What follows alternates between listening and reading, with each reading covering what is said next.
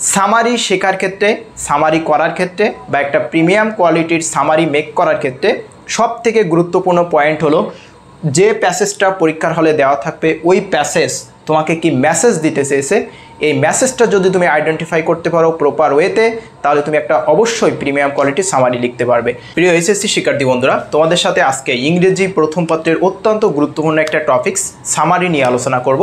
তো সামারি অত্যন্ত গুরুত্বপূর্ণ একটা টপিকস হওয়ার সত্ত্বেও তোমরা সাধারণত যেটা করো যে সামারি ফারে খুব একটা বেশি গুরুত্ব দাও না। তোমরা একটা প্যাসেজ থেকে হয়তো উপর থেকে মাঝ থেকে শেষের থেকে 2-1 লাইন নিয়ে একটা সামারি করে আসো, যে কারণে তোমরা সামারিতে কিন্তু ভালো মার্ক পাও না। কিন্তু তোমরা যদি সামারিতে 10-এ 10 মার্ক পেতে চাও, তাহলে অবশ্যই তোমাদের সুনির্দিষ্ট কিছু টেকনিক এবং রুল অবশ্যই ফলো করতে হবে। টেকনিক অ্যাপ্লাই করতে হবে, রুল ফলো করতে হবে, তাহলে তোমরা সামারিতে কিন্তু অনায়াসে 10-এ 10 মার্ক পাবে। তো তোমরা কিভাবে সামারিতে 10-এ 10 মার্ক পাবে সেই বিষয়ে আজকে আমি টু দ্য পয়েন্টে আলোচনা করব। সুতরাং তোমাদের কাজ হলো প্রথম থেকে শেষ পর্যন্ত মনোযোগ সহকারে ভিডিওটা দেখতে থাকো। তো দেখো, আমরা এতক্ষণ যে সামারি করতেছি, তো সামারি জিনিসটা কি সেই বিষয়টা তোমাদের আগে একটু দেখাই। তো সামারিতে ঠিক এমন একটা প্যাসেজ তোমাদেরকে দেওয়া থাকবে, আর হেডলাইনটা থাকবে সামারাইজ দ্য ফলোয়িং টেক্সট।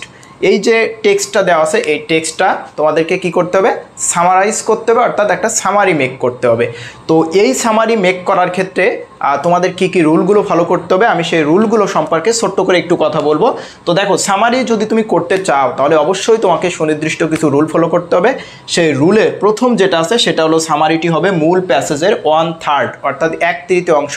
অর্থাৎ আমি একটু আগে তোমাদের যে প্যাসেজটা দেখালাম ওই প্যাসেজের 1/3।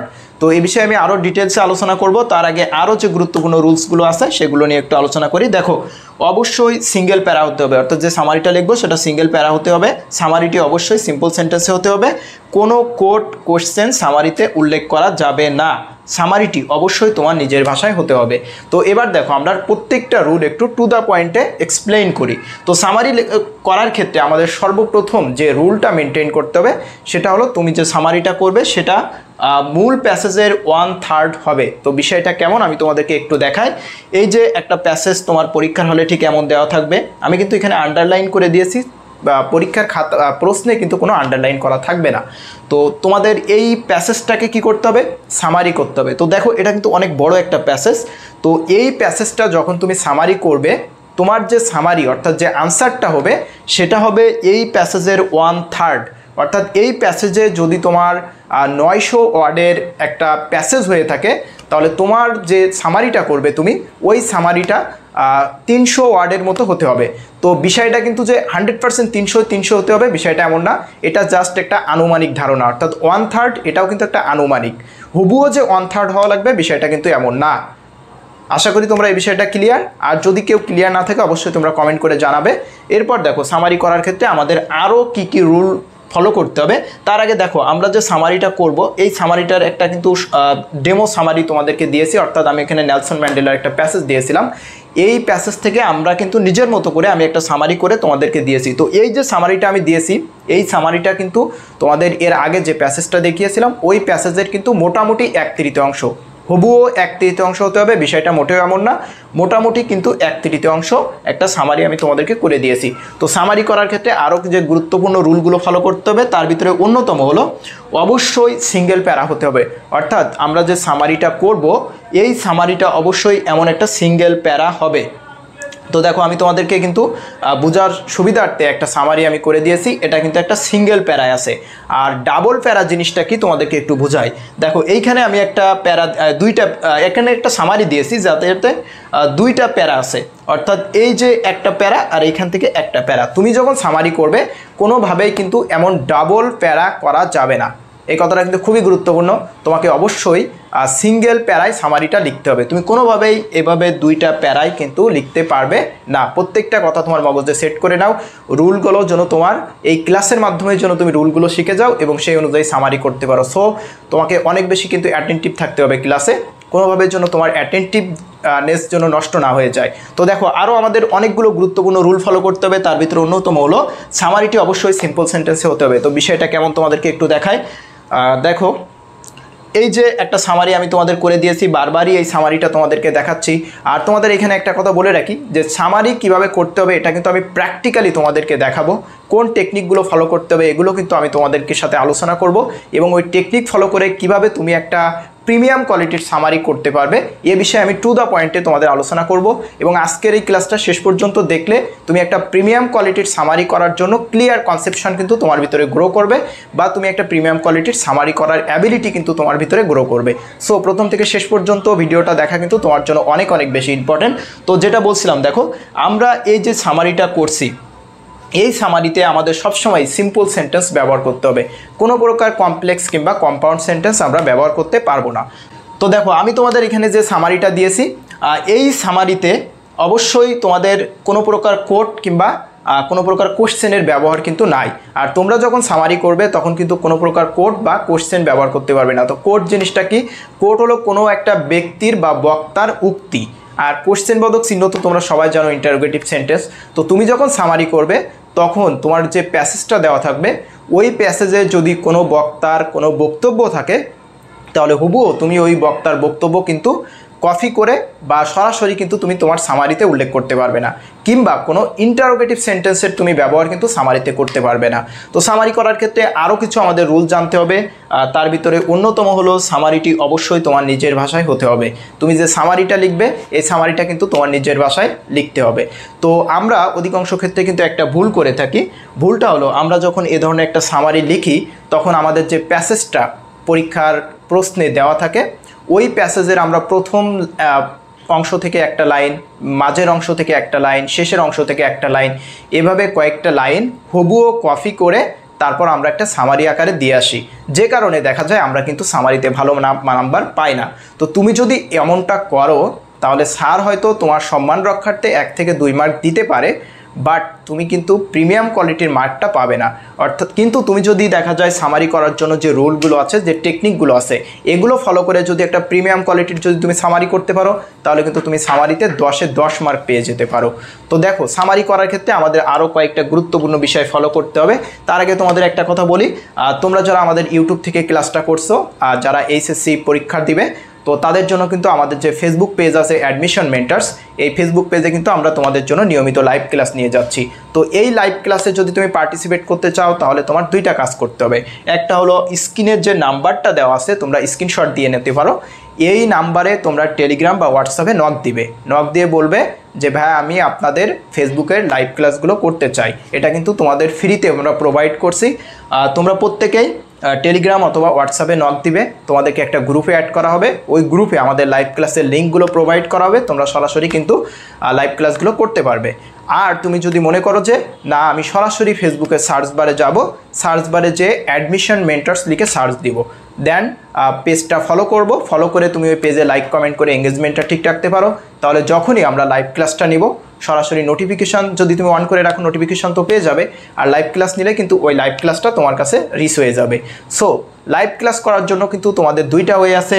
একটা হলো আমাদের যে হোয়াটসঅ্যাপ এবং টেলিগ্রাম নাম্বার আছে, এই নাম্বারে নক দিয়ে গ্রুপে অ্যাড হতে পারো, অথবা সরাসরি ফেসবুকে সার্চ বারে যে অ্যাডমিশন মেন্টার্স লিখে সার্চ দিয়ে ফলো করে আমাদের 2-একটা ভিডিওতে তোমরা দেখলে, লাইক কমেন্ট করলে, ইতিমধ্যে এইচএসসি নিয়ে অনেকগুলো ভিডিও আপলোড দেওয়া আছে, এই ভিডিওগুলো তোমরা দেখতে পারো, তাহলে যখন লাইভ ক্লাস করবো তুমি কিন্তু ওই লাইভ ক্লাসটা পেয়ে যাচ্ছ। সো এই 2টা উপায়ে কিন্তু তুমি লাইভ ক্লাস করতে পারছো। তো আমরা আলোচনা করছিলাম সামারির আলোচনা কিন্তু এখনও অনেক অংশই বাকি আছে, সেগুলো আমরা বিস্তারিত আলোচনা করব। তো দেখো সামারি করার ক্ষেত্রে আমাদের এবার যে টেকনিকগুলো ফলো করতে হবে এই টেকনিকগুলো নিয়ে আমরা একটু আলোচনা করব। তো সামারি করার ক্ষেত্রে যে টেকনিকগুলো আছে তার প্রথম হলো কমপক্ষে তোমাকে যে প্যাসেজটা দেওয়া থাকবে সেটা 2 থেকে 3 বার পড়তে হবে। তো দেখো যে প্যাসেজটা দেওয়া থাকবে বা যে প্যাসেজ থেকে তোমাকে সামারি করতে হবে ওই প্যাসেজটা কিন্তু একটা টেক্সচুয়াল প্যাসেজ থাকবে বা সিন প্যাসেজ থাকবে। তো এই টেক্সচুয়াল প্যাসেজ যেহেতু তুমি ইংরেজি প্রথম পত্র ইতিমধ্যে অনেকবার পড়েছো, সো এই প্যাসেজটা কিন্তু তোমার একটা পড়া প্যাসেজ। এখন তুমি যদি আবারও পরীক্ষার হলে এটা 2 থেকে 3 বার পড়ো তাহলে কিন্তু ওই প্যাসেজ সম্পর্কে একটা ক্লিয়ার কনসেপশন তোমার ভিতরে কিন্তু গ্রো করবে। আর যখনই ক্লিয়ার কনসেপশন গ্রো করবে তখন তোমার সবথেকে গুরুত্বপূর্ণ কাজটা করতে হবে। সবথেকে গুরুত্বপূর্ণ কাজটা হলো প্যাসেজ তোমাকে কি মেসেজ দিতে চেয়েছে সেটা আইডেন্টিফাই করতে হবে। সামারি শেখার ক্ষেত্রে, সামারি করার ক্ষেত্রে বা একটা প্রিমিয়াম কোয়ালিটির সামারি মেক করার ক্ষেত্রে সবথেকে গুরুত্বপূর্ণ পয়েন্ট হলো যে প্যাসেজটা পরীক্ষার হলে দেওয়া থাকবে ওই প্যাসেজ তোমাকে কি মেসেজ দিতে চেয়েছে, এই মেসেজটা যদি তুমি আইডেন্টিফাই করতে পারো প্রপার ওয়েতে, তাহলে তুমি একটা অবশ্যই প্রিমিয়াম কোয়ালিটির সামারি লিখতে পারবে। কিন্তু যদি তুমি মেসেজটা বুঝতে না পারো তাহলে কিন্তু তুমি প্রিমিয়াম কোয়ালিটির একটা সামারি লিখতে পারবে না। তো কীভাবে তুমি মেসেজটা বুঝবে বা প্যাসেজ তোমাকে কীভাবে মেসেজটা দিতে চেয়েছে এটা কিভাবে আইডেন্টিফাই করবে, এটা কিন্তু আমি যখন তোমাদের রিয়েল প্র্যাকটিসের মাধ্যমে সামারি করাবো তখন কিন্তু আরও ডিটেলসে তোমাদেরকে বলে দিব। তো দেখো, আরও যে টেকনিকগুলো তোমাকে ফলো করতে হবে সেটা হলো প্যাসেজের যে কিওয়ার্ড, ফ্রেজ বা লাইনগুলো আছে এগুলো তোমাকে সিলেক্ট করতে হবে। যে প্যাসেজটা দেওয়া থাকবে ওই প্যাসেজের কিওয়ার্ড, ফ্রেজ বা লাইনগুলো সিলেক্ট করে নিতে হবে। তারপর তুমি যখন সামারিটা লেখা শুরু করবে তখন তুমি কি করতে পারো, দ্য প্যাসেজ ইজ অ্যাবাউট, অথবা দ্য প্যাসেজ ডিসক্রাইব, অথবা দ্য প্যাসেজ ইজ হাইলাইট, এই বিষয়গুলো দিয়ে কিন্তু তোমার সামারি লেখাটা শুরু করতে পারো। যদিও এটা লেখা কিন্তু বাধ্যতামূলক নয়। যদি তোমার মনে হয় যে আমি এই শব্দগুলো দিয়ে যদি আমার সামারিটা শুরু করি তাহলে আমার সামারির কোয়ালিটিটা অনেক ভালো হবে, একটা প্রিমিয়াম কোয়ালিটির সামারি আমি তৈরি করতে পারবো, সেক্ষেত্রে তুমি এগুলো লিখতে পারো। আর এগুলো যদি তোমার যে সামারিটা লিখবে ওইটার সাথে যদি না যায় তখন তোমার এগুলো লেখার দরকার নাই। আর দেখো, সর্বশেষ তোমাকে নিজের ভাষায় কনক্লুশন দিয়ে একটা সামারি শেষ করতে হবে। অবশ্যই সামারি শেষ করার ক্ষেত্রে একটা নিজের ভাষায় একটা কনক্লুশন দিতে হবে। তো দেখো, আমরা রিয়েল প্র্যাকটিসের মাধ্যমে কিভাবে তোমরা প্রিমিয়াম কোয়ালিটির সামারি লিখবে এই বিষয়টা তোমাদেরকে অবশ্যই দেখাবো। শেষ পর্যন্ত ভিডিওটা দেখতে থাকো। তার আগে আমাদের একটা সামারি করার ক্ষেত্রে যে রুলগুলো ফলো করতে হবে এক নজরে আবারও আমরা দেখে আমরা রিয়েল প্র্যাকটিসে চলে যাব। তো দেখো, সামারি করার ক্ষেত্রে আমাদের যে রুলগুলো ফলো করতে হবে আমি এগুলো নিয়ে কিন্তু ইতিমধ্যে আলোচনা করছি, তারপরে একবার তোমাদের বলে দিচ্ছি। অবশ্যই সামারিটা 1/3 হবে মূল প্যাসেজের। যে প্যাসেজটা তোমার পরীক্ষার খাতায় দেওয়া থাকবে ওই প্যাসেজের 1/3 হবে তুমি যে সামারিটা লিখবে ওই সামারিটা। আর অবশ্যই সিঙ্গেল প্যারা হবে, কোনোভাবেই তুমি ডবল বা ট্রিপল প্যারায় কিন্তু লিখতে পারবে না। সামারিটি অবশ্যই সিম্পল সেন্টেন্সে হবে, কোনো প্রকার কমপ্লেক্স কম্পাউন্ড সেন্টেন্স ব্যবহার করা যাবে না। সামারিতে কোনো কোড বা কোশ্চেন কিন্তু উল্লেখ করা যাবে না। তুমি যে সামারিটা লিখবে ওইখানে কিন্তু কোনো প্রকার কোড বা কোশ্চেন ব্যবহার করা যাবে না। আর সামারিটি অবশ্যই তোমার নিজের ভাষায় হতে হবে। তো এবার আমরা রিয়েল প্র্যাকটিসের মাধ্যমে একটা সামারি করে তোমাদের দেখিয়ে দিচ্ছি। তো আমরা রুলগুলো দেখলাম, এবার আমাদের কাজ হলো সামারি করার ক্ষেত্রে যে টেকনিকগুলো ফলো করতে হবে এই টেকনিক অনুযায়ী আমরা একটা সামারি তৈরি করব। তো দেখো, আমাদের সামারি করার ক্ষেত্রে আমরা প্রথম যে টেকনিকটা আমি তোমাদেরকে বলেছিলাম সেটা হলো সামারি করার ক্ষেত্রে অবশ্যই যে প্যাসেজটা দেওয়া থাকবে সেটা 2 থেকে 3 বার পড়তে হবে। তো তোমাদের কাজ হলো এই যে প্যাসেজটা দেওয়া আছে দেখো এভাবে 4 দাগে তোমাদেরকে থাকবে যে সামারাইজ দ্য ফলোয়িং টেক্সট, এমন একটা প্যাসেজ দেওয়া থাকছে যেটার থেকে তোমাদের সামারি করতে হবে। তো এই প্যাসেজটা তোমাদের কাজ হলো 2 থেকে 3 বার তোমরা অবশ্যই পড়ে নিবে। আর যাদের খুব ভালো প্যাসেজ পড়া আছে তারা একবার পড়লে হয়তো বুঝতে পারবে। যেহেতু এই প্যাসেজটা আমার পড়া আছে তাই আমি আর পড়ে সময় নষ্ট করব না। এরপরে দেখো 2 নম্বর যে কাজটা হলো প্যাসেজটা পড়ার পরে প্যাসেজ তোমাকে কি মেসেজ দিতে চেয়েছে সেটাই আইডেন্টিফাই করতে হবে। তো আমি কিন্তু একটু আগে এই কথাটাই বলছিলাম যে সামারি করার ক্ষেত্রে সবথেকে গুরুত্বপূর্ণ পয়েন্ট হলো এটা। কেউ যদি এই পয়েন্টটা ভালোভাবে বুঝতে পারে তার কাছে সামারি পানির মতো সহজ হয়ে যাবে। তো প্যাসেজ তোমাকে কি মেসেজ দিতে চেয়েছে, দেখো তুমি যখন নেলসন ম্যান্ডেলার এই প্যাসেজটা পড়বে তখন নেলসন ম্যান্ডেলার জীবনী সম্পর্কে যে রাইটার এই টেক্সটটা লিখছে তিনি অবশ্যই তোমাকে কিছু মেসেজ দিতে চেয়েছে। তো তুমি যখন এই প্যাসেজটা পড়বে তখন তুমি দেখতে পারবে যে রাইটার মূলত নেলসন ম্যান্ডেলার জীবনী থেকে আমাদের অনেকগুলো শিক্ষণীয় কিছু বিষয় শেখার জন্য কিন্তু এই প্যাসেজটা বা এই টেক্সটটা কিন্তু তিনি লিখেছে।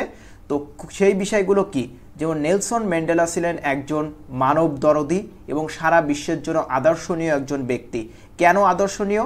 কারণ দেখো, নেলসন ম্যান্ডেলা সারা জীবন যত নিপীড়িত, শোষিত, বঞ্চিত, অত্যাচারিত, সাধারণত বেশিরভাগ ক্ষেত্রে যেহেতু তিনি আফ্রিকার মানুষ, কৃষ্ণাঙ্গ যে মানুষগুলো আছে তাদেরকে অনেক ছোট করে দেখা হয়। তো এই ধরনের মানুষ, আম জনতা যে মানুষ যারা সবসময় বঞ্চনার শিকার হয়েছে, এই ধরনের মানুষের হয়ে নেলসন ম্যান্ডেলা লড়াই করেছে, সংগ্রাম করে গিয়েছে এবং তিনি এমন সংগ্রাম করেছে যেটা সারা বিশ্বের মানুষের কাছে আদর্শনীয়। তিনি অহিংস আন্দোলন করেছে, তিনি কখনোই কোনো সহিংস আন্দোলনের দিকে যাননি। তিনি অহিংস আন্দোলনের মাধ্যমে সারা পৃথিবীতে একটা বিপ্লব সৃষ্টি করেছে। নেলসন ম্যান্ডেলা তার যে সংগ্রামটা ছিল সেই সংগ্রামের কারণে কিন্তু আজও পর্যন্ত আফ্রিকার যারা কৃষ্ণাঙ্গ মানুষ আছে, বিশেষত দক্ষিণ আফ্রিকায়, তারা কিন্তু এখন যারা হোয়াইট আছে অর্থাৎ শ্বেতাঙ্গ আছে তাদের মতো সমান সুযোগ সুবিধা পাচ্ছে। তো নেলসন ম্যান্ডেলা যে এত বড় একটা সংগ্রাম করলো, তো এই সংগ্রামের মেসেজটাই কিন্তু দিতে যাচ্ছে, তার অদম্য ইচ্ছাশক্তি, তার অদম্য সংগ্রাম, সাধারণ মানুষের হয়ে কাজ করার যে পার্সোনালিটি এবং তার ভিতরে যে ডিগনিটি বা তার ভিতরে যে প্রবল ব্যক্তিত্ব, এই বিষয়গুলোই কিন্তু যিনি রাইটার বা যিনি নেলসন ম্যান্ডেলা সম্পর্কে এই প্যাসেজটা লিখছে তিনি কিন্তু আমাদেরকে জানাতে চেয়েছে। সো তুমি যদি এই প্যাসেজটা পড়ো তাহলে কিন্তু এই বিষয়গুলো তুমি পাবে। বিশেষত যে গুরুত্বপূর্ণ পয়েন্ট আছে এই পয়েন্টগুলো কিন্তু আমি মোটামুটি এখানে আন্ডারলাইন করে রাখছি। তোমাদেরও কাজ হবে যে যখন তোমরা সামারিটা করবে তখন কিওয়ার্ড, ফ্রেজ বা সেন্টেন্সগুলো মোটামুটি একটু সিলেক্ট করে রাখবে। তো দেখো আমি এখানে যে গুরুত্বপূর্ণ কথাগুলো পেয়েছি সেগুলো এখানে আন্ডারলাইন করে রেখেছি যাতে আমি দ্রুত তোমাদেরকে বোঝাতে পারি।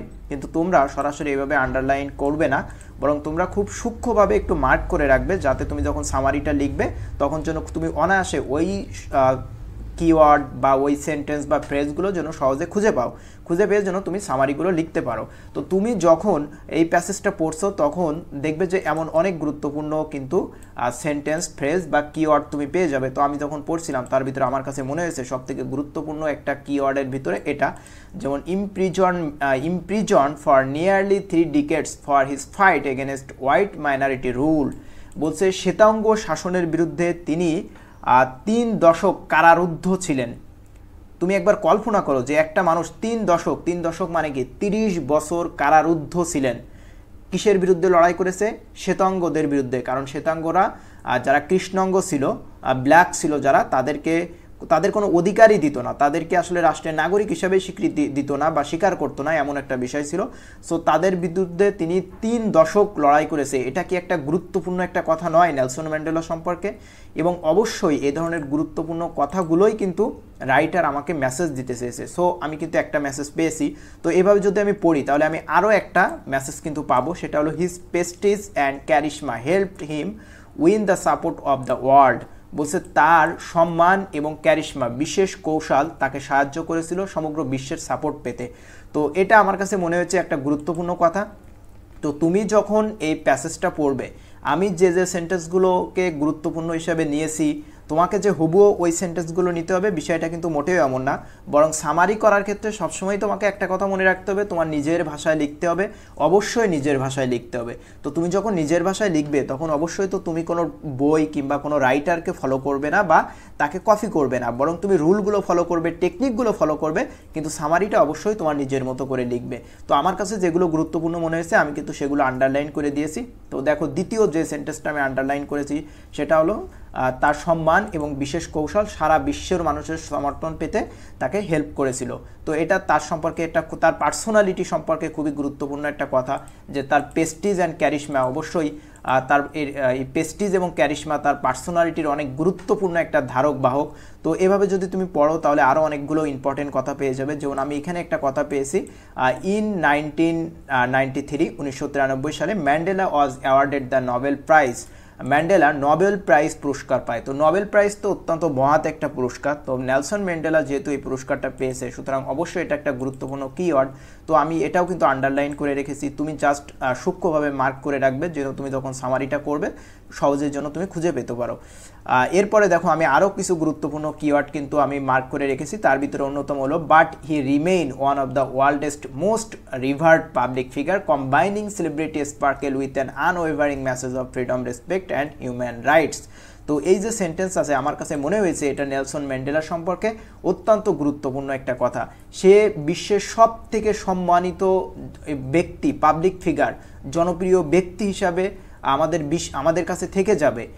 Combining celebrity sparkle with an unwavering message of freedom, respect and human rights. বলছে মানবাধিকার, স্বাধীনতা এবং সম্মানের অটল বার্তা নিয়ে সে আমাদের কাছে একটা সেলিব্রিটি দূত হিসাবে আমাদের কাছে থেকে যাবে। সো এটা কিন্তু অত্যন্ত গুরুত্বপূর্ণ একটা কথা এবং তার সম্পর্কে কিন্তু একটা প্রশংসামূলক কথা। সো এগুলো কিন্তু খুবই গুরুত্বপূর্ণ। আমরা যখন সামারি করব অবশ্যই সামারিতে কোন কথাগুলো উল্লেখ করব, সবথেকে গুরুত্বপূর্ণ যে কথাগুলো ওইগুলোই তো উল্লেখ করব। কারণ দেখো এই যে সামারি করার জন্য আমাদের ঠিক এত বড় একটা প্যাসেজ দিবে, কত বড় একটা প্যাসেজ না, কিন্তু আমাকে কি করতে হবে, আমাকে এই প্যাসেজটা লিখলে হবে, বরং আমাকে এই প্যাসেজের মোটামুটি 1/3 একটা প্যাসেজ লিখতে হবে, যার ভিতরে এই পুরো প্যাসেজে রাইটার যে বিষয়টা বোঝাতে চেয়েছে বা উল্লেখ করতে চেয়েছে ওই কথাগুলো যেন আমার ওই 1/3 প্যাসেজের ভিতরে চলে আসে। যেমন দেখো, আমি কিন্তু ইতিমধ্যে একটা সামারি করে রাখছি। তো আমি এইখানে যে সামারিটা করছি, এই সামারিটা কেমন হবে, এই সামারিটা দেখো ওই যে প্যাসেজটা দেওয়া আছে তার থেকে কিন্তু অনেক ছোট একটা প্যাসেজ। তো এই প্যাসেজের ভিতরে এই প্যাসেজটা পড়লেই যেন এই যে বড় যে প্যাসেজটা আছে এই প্যাসেজের জন্য পুরো মেসেজ বা পুরো বিষয়টা যেন একজন ব্যক্তি বুঝতে পারে বা উপলব্ধি করতে পারে। আমাকে কিন্তু সেভাবেই সামারিটা তৈরি করতে হবে। তুমি যদি এলোপাতাড়িভাবে যদি তুমি উপর থেকে মাঝ থেকে শেষ থেকে এক লাইন করে যদি তুমি একটা সামারি লেখো, এটা কিন্তু কখনোই একটা সামারি হয় না। সামারিটা এমন হবে যে বিশাল বড় একটা প্যাসেজ তোমার দেওয়া থাকবে, বাট তুমি খুব ছোট্ট ভাষায় বা তুমি একটা সিম্পল একটা প্যারার ভিতরে তুমি ওই প্যাসেজের সকল মনোভাব বা সকল মেসেজ তুমি প্রকাশ করতে পারবে, এটাই কিন্তু সামারি। সো এই বিষয়টা বোঝা কিন্তু তোমাদের অনেক অনেক বেশি গুরুত্বপূর্ণ। আমরা আরও কিছু গুরুত্বপূর্ণ কথা দেখি যে ডিউরিং মাই লাইফ টাইম বলছে আমার জীবন দশায় I have dedicated my self, আমি নিজেকে উৎসর্গ করেছি টু দিস স্ট্রাগল, এই সংগ্রামে ফর দ্য আফ্রিকান পিপুল, আফ্রিকার মানুষের জন্য যে সংগ্রামটা নেলসন ম্যান্ডেলা করেছিল এই সংগ্রামে তার সারা জীবনটাই তিনি উৎসর্গ করে দিয়েছে, এটা তিনি বলছে। মূলত তিনি যখন কারাগারের ডক বা কারাগারের যে কাঠগড়া আদালতের যে কাঠগড়া, এই কাঠগড়াতে যখন তাকে জিজ্ঞাসাবাদ করা হচ্ছিল তখন মূলত তিনি এই কথাগুলো ডেলিভারি করেছিল। সো এই কথাগুলো খুবই গুরুত্বপূর্ণ এবং এগুলোকে গুরুত্বপূর্ণ হিসাবে নিয়েই আমি সামারিতে উল্লেখ করার চেষ্টা করেছি। তোমরা চাইলে তোমাদের কাছে যেগুলো গুরুত্বপূর্ণ মনে হবে এবং এক্স্যাক্টলি যে কথাগুলো গুরুত্বপূর্ণ সেগুলোই তোমরা উল্লেখ করবে তোমাদের সামারিতে। তো দেখো আরও কিছু গুরুত্বপূর্ণ কথার ভিতরে যে I have cherish the ideal of a democratic and free society, বলছে আমি সব সময় কি চেরিশ করেছি, চেরিশ মানে পোষণ করা, ধারণ করা, লালন করা। তো আমি কি ধারণ করেছি, লালন করেছি, the ideal democratic and free society, বলছে একটা আদর্শ গণতান্ত্রিক এবং মুক্ত সমাজ, ইন হুইচ যেখানে অলস পার্সন লিভ টুগেদার, সকল মানুষ একত্রে বাস করবে, ইন হারমোনি ঐক্যর সাথে, অ্যান্ড উইথ ইকুয়াল অপরচুনিটি এবং সমান সুযোগ সুবিধা নিয়ে। তো সবাই তো এমন একটা সোসাইটি সমাজ চায় যেখানে সবাই ঐক্যর সাথে বসবাস করবে, সবাই সমান সুযোগ সুবিধা পাবে, কেউ তার অবস্থান বা তার অন্যান্য পারিপার্শ্বিক বিষয়ের কারণে এক্সট্রা সুবিধা ভোগ করবে, যেটা অবৈধভাবে, বৈধভাবে সুযোগ সুবিধা ভোগ করুক, এটা নিয়ে কারোর আপত্তি নাই। অবৈধভাবে যদি কেউ সুযোগ সুবিধা ভোগ করে অবশ্যই সেটা অন্যকে শোষণ করার মাধ্যমে এই সুযোগ সুবিধাটা ভোগ করাই হয়। সো এই বিষয়গুলোই মূলত নেলসন ম্যান্ডেলা চেয়েছে যে একটা ডেমোক্রেটিক এবং ফ্রি সোসাইটি, মুক্ত এবং আদর্শ গণতান্ত্রিক সমাজ প্রতিষ্ঠা করতে। তো এই কথাগুলো ম্যান্ডেলা কিন্তু বলেছে, বিশেষত কথাগুলো বলছিল মূলত আদালতের যে ডক বা আদালতের যে কাঠগড়া আছে এই কাঠগড়াতে। তো আমরা যেহেতু প্যাসেজ পড়লাম, প্যাসেজ কি মেসেজ দিতে চেয়েছে এগুলো ফাইন্ড আউট করলাম, তারপরে যে গুরুত্বপূর্ণ বা কিওয়ার্ড ফ্রেজ বা সেন্টেন্সগুলো আছে এগুলো ফাইন্ড আউট করলাম। এবার আমরা কি করব, এবার আমরা সামারিটা লিখতে শুরু করব। তো আমরা যখন সামারি লিখব তখন আমি 4 নম্বরে যে তোমাদের টেকনিকটা আমি তোমাদেরকে বলেছিলাম, তুমি এভাবে কিন্তু সামারিটা শুরু করতে পারো, the passage is about, the passage describe, the passage highlight. তো এই বিষয়গুলো দিয়ে তুমি সামারি শুরু করতে পারো। তো আমিও কিন্তু এই বিষয়টা দিয়েই শুরু করেছি এবং এটা কিন্তু সম্পূর্ণ আমার নিজের ভাষায় লিখেছি। তুমিও যখন সামারি লিখবে তোমার নিজের ভাষায় লিখবে। যখন তুমি সামারিটা লিখবে তখন সামারিটা শুরুতেই এমন একটা সেন্টেন্স দিবে যে সেন্টেন্সটা যেন ওই যে প্যাসেজটা দেওয়া আছে ওই প্যাসেজের পুরো অংশটা ধারণ করে, এমন একটা প্যাসেজ দিয়ে তুমি প্রথম সেন্টেন্সটা শুরু করবে। শেষে কিন্তু তোমাকে একটা কনক্লুশন দিতে হবে। আবার শুরুটাও কিন্তু যেন এমন একটা সেন্টেন্সে হয় যেটা কিন্তু পুরো এই সেন্টেন্সের একটা ভাবমূর্তি ধারণ করতে পারে, এমন একটা সেন্টেন্স কিন্তু তুমি শুরুতে দিবে। তো আমি কিন্তু ঠিক তেমন একটা সেন্টেন্স দিয়ে আসলে প্যাসেজটা শুরু করেছি। দেখো, দ্য প্যাসেজ হাইলাইট করেছে বা গুরুত্ব দিয়েছে the political struggle of Nelson Mandela for the emancipation of black people of South Africa from the shackle of apartheid. বলছে বর্ণবাদের শিকল থেকে সাউথ আফ্রিকার মানুষকে রাজনৈতিক মুক্তির সংগ্রামকে মূলত এই প্যাসেজটা, নেলসন ম্যান্ডেলার রাজনৈতিক সংগ্রামকে মূলত এই প্যাসেজটা হাইলাইট করেছে। তো এই কথাটার মাধ্যমে দেখো এই পুরো প্যাসেজ আমাদের যে মেসেজটা দিতে চেয়েছে আমরা কিন্তু সেই মেসেজটা কিন্তু প্রকাশ করতে পারলাম। সো তোমাকে কিন্তু এ ধরনের একটা মেসেজ শুরুতেই দিতে হবে। যখনই তুমি এ ধরনের টুইস্ট একটা মেসেজ তুমি দিবে তখন কিন্তু টিচার তোমার পরে মুগ্ধ হবে তোমার লেখা দেখে, এবং টিচার কিন্তু তোমাকে বেস্ট নাম্বার দিতে বাধ্য। সো শুরুর সেন্টেন্সটার জন্য খুবই এক্সক্লুসিভ, খুবই প্রিমিয়াম হয়, অর্থাৎ এত সুন্দরভাবে তুমি এটাকে প্রকাশ করবে, নিজের ভাষায় প্রকাশ করবে, অবশ্যই নিজের ভাষায় প্রকাশ করবে।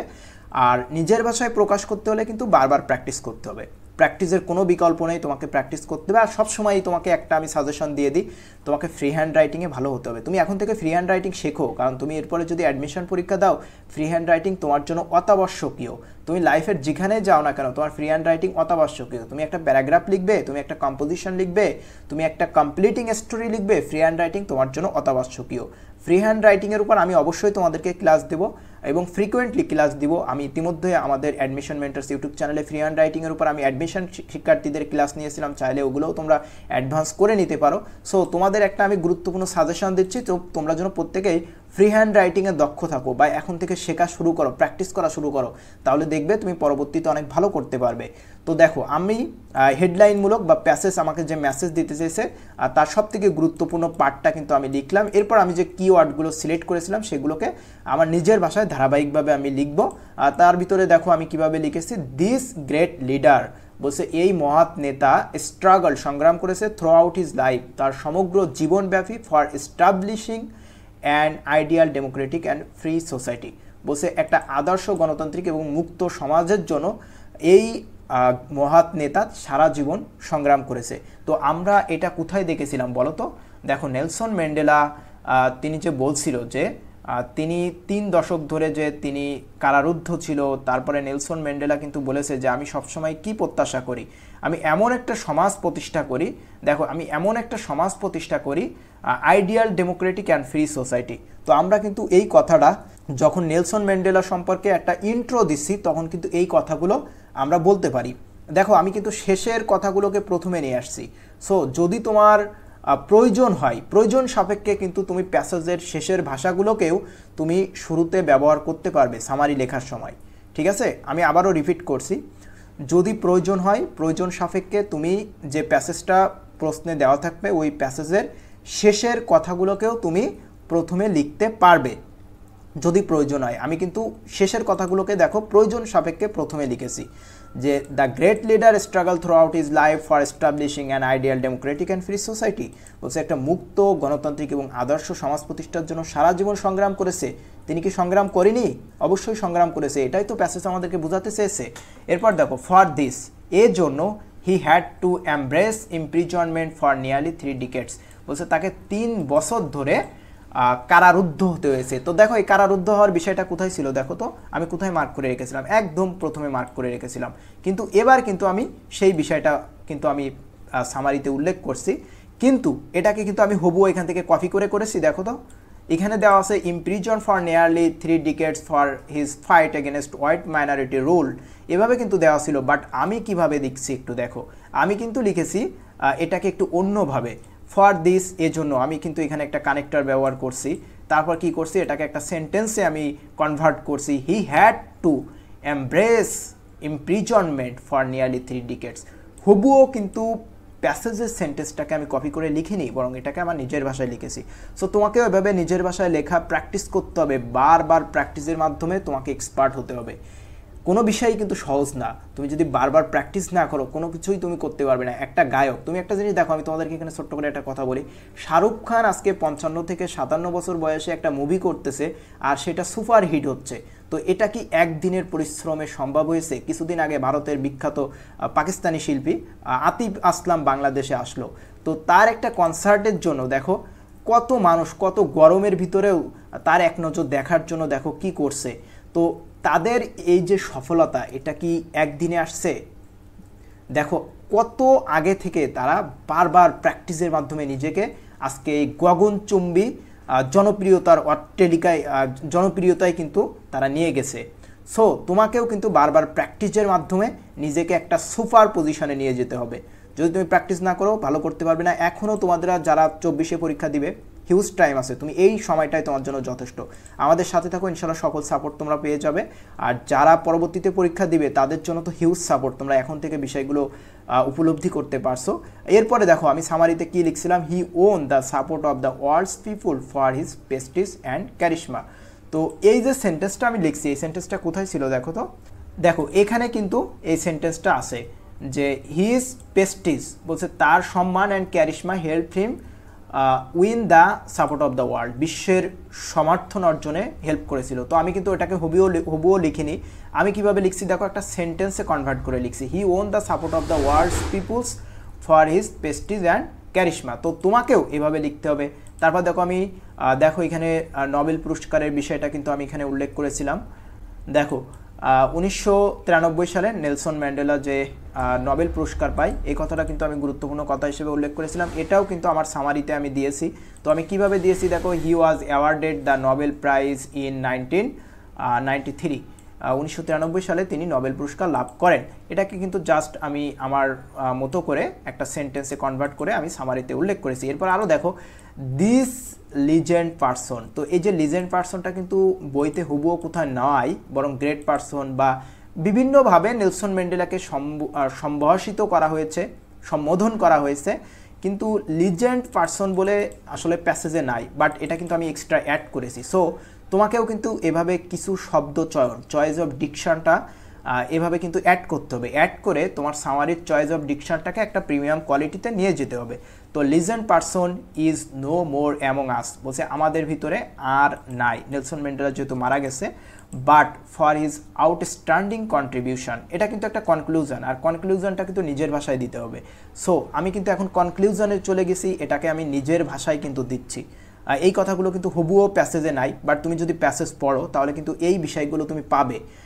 ফর হিজ আউটস্ট্যান্ডিং কন্ট্রিবিউশন, তার অনবদ্য অবদানের জন্য কি হয়েছে, he remains one of the worldest most revered public figure combining celebrity sparkle with an unwavering message of freedom, respect and human rights. তো এই কথাগুলো কিন্তু প্যাসেজে আছে, কিন্তু ওটাকে যখন তুমি নিজের মতো করে লিখবে তখনই কিন্তু এটা সামারিতে লেখার উপযুক্ত হবে। তো এই কথাটা এখানে আসে না, দেখো he remain one of the worldest most revered public figure combining celebrity sparkle with an unwavering message of freedom, respect and human rights. তো এই কথাটা কিন্তু আসে, কিন্তু ওই কথাকে আমরা কি হুবুও এভাবে লিখছি না, ওইভাবে কিন্তু আমরা লিখিনি। আমরা কিভাবে লিখছি দেখো, আমরা কিন্তু এখান থেকে এই অংশটা কিন্তু এই যে দিস থেকে this legend person is no more among us, এই পর্যন্ত কিন্তু আমরা নিজের ভাষায় লিখছি, যেহেতু কনক্লুশন নিজের ভাষায় আমরা দিব। But his for his outstanding contribution, এটাও কিন্তু নিজের ভাষায় লিখছি। তারপরে দেখো আমরা ওই যে সেন্টেন্সটা ছিল, এই যে সেন্টেন্সটা ছিল, এই সেন্টেন্সটা আমরা কি করছি, জাস্ট এটাকে কিন্তু একটু নিজের মতো করে এটাকে কিন্তু আমরা এখানে লিখে দিয়েছি। তো এভাবেই কিন্তু সামারি লিখতে হবে। তো তোমরা যদি এই সামারিটা দেখো তাহলে দেখবে যে এই সামারিটা কিন্তু এই সামারিটা যদি তুমি পড়ো তাহলে কিন্তু তুমি এই অংশটুকু পড়লে, এই যে খুব সামান্য ছোট একটা অংশ, প্যাসেজটা কিন্তু অনেক বড় ছিল, তো এই ছোট প্যাসেজটা পড়লেই কিন্তু তুমি এই বড় প্যাসেজ যে মেসেজটা আমাদের দিতে চেয়েছে তার সব বিষয়গুলো কিন্তু তুমি এখান থেকে জানতে পারবে। অর্থাৎ সামারি মানে যে সারমর্ম, তুমি এই সারমর্মটা কিন্তু পেয়ে যাবে। তুমি যদি এই প্যাসেজটা পড়ো তাহলে কিন্তু এই বড় প্যাসেজে কি বলতে চেয়েছে সেই কথাগুলো একটা ছোট প্যাসেজ থেকে পেয়ে যাচ্ছ। তো এটাই সামারি, তোমাকে এভাবেই লিখতে হবে।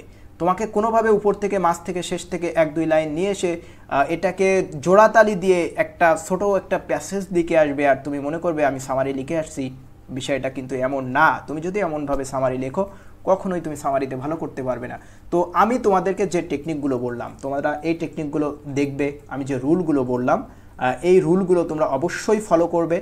যদি তোমরা এই রুল এবং টেকনিকের সমন্বয়ে এই দুইটাকে কম্বাইন্ড করে, এবং আমি তোমাকে এতক্ষণ যে সাজেশনগুলো দিলাম এবং যেভাবে আমি তোমাকে একটা সামারি আমি নিজে করেছি সেটা যেভাবে তোমাদেরকে এক্সপ্লেইন করলাম, এই বিষয়গুলো যদি ফলো করো তুমি 100% একটা না তুমি শত শত সামারি নিজে থেকে লিখতে পারবে। বাট তার জন্য তোমাকে অনেক অনেক বেশি প্র্যাকটিস করতে হবে।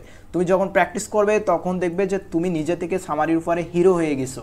সো এই হিরো হতে হলে প্র্যাকটিস করতে হবে। আর একটা না দুইটা না, তোমার সামারি যে তুমি মুখস্থ করো, অনেকে আসো তোমরা মুখস্থ করো, এই মুখস্থ আর জীবনেও করা লাগবে না। তুমি যে কোনো প্যাসেজই ওই প্যাসেজ সম্পর্কে যদি তোমার একটা ক্লিয়ার কনসেপশন থাকে তুমি এভাবে শত শত সামারি কিন্তু নিজের মতো করে লিখতে পারবে। তো সামারি লেখার ক্ষেত্রে আরও একটা কথা বলছিলাম, ফ্রি হ্যান্ড রাইটিং বিষয়ের জন্য তোমার একটু ভালো এক্সপিরিয়েন্স থাকে বা তুমি এটাতে জন্য এক্সপিরিয়েন্স গ্যাদার করো, তোমার জন্য চয়েস অফ ডিকশনটা ভালো হয়। সো এই বিষয়গুলো তোমাকে ধীরে ধীরে প্র্যাকটিস করে তোমার নিজের ভিতরে আয়ত্ত নিয়ে আসতে হবে। আমিও কিন্তু এক সময় তোমার মতো এমন একটা পজিশনে ছিলাম যে সামারি মুখস্থ করতাম। তো পরবর্তীতে আমি যখন দেখলাম যে এটা তো আসলে মুখস্থর কোনো বিষয় না, আমি যদি একটু টেকনিক্যালি এটাকে আমি যদি মেক করি তাহলে তো আমার মুখস্থ করা লাগে না, আমি আর এতগুলো মুখস্থ করলে তো মনেও থাকবে না কখনো। সো যখন আমি পেরেছি, আমিও এক সময় তোমার মতো স্টেজে ছিলাম, এখন আমার যে কোনো প্যাসেজ দিয়ে আমি এমন শত শত সামারি তোমাকে লিখে দিতে পারবো। সো আমি পেরেছি, তার মানে তুমিও পারবে, কারণ আমিও একদিন তোমার মতো একটা স্টুডেন্ট ছিলাম। আজকে হয়তো বিশ্ববিদ্যালয়ে পড়াশোনা করছি, কিন্তু তোমার মতো স্টুডেন্টই কিন্তু একদিন আমি ছিলাম ইন্টারমিডিয়েটের। তখন কিন্তু সামারি জিনিসটা আমারও ভয় লাগতো। তো এখন কিন্তু আমার কাছে এটা পানির মতো ক্লিয়ার হয়েছে। এখন না, আমি যখন ইন্টারমিডিয়েট স্টুডেন্ট ছিলাম তখন থেকে আমার কাছে এটা পানির মতো ক্লিয়ার হয়ে গেছিলো, কারণ আমি এই টেকনিকগুলো নিজে থেকে আয়ত্ত করছিলাম। সো তোমরা এটা ফলো করো, তোমরা বেস্ট করতে পারবে। তোমাদের সবার জন্য শুভকামনা। আর আমাদের admission mentors YouTube channel, Facebook পেজের সাথে থাকো। ইনশাল্লাহ তোমাদের অ্যাডমিশন, এসএসসি থেকে শুরু করে অ্যাডমিশন পর্যন্ত যত প্রকার সাপোর্ট আছে সব সাপোর্ট ইনশাল্লাহ আমরা তোমাদেরকে প্রোভাইড করব। তো সবাই ভালো থেকো, সুস্থ থেকো, বাই বাই।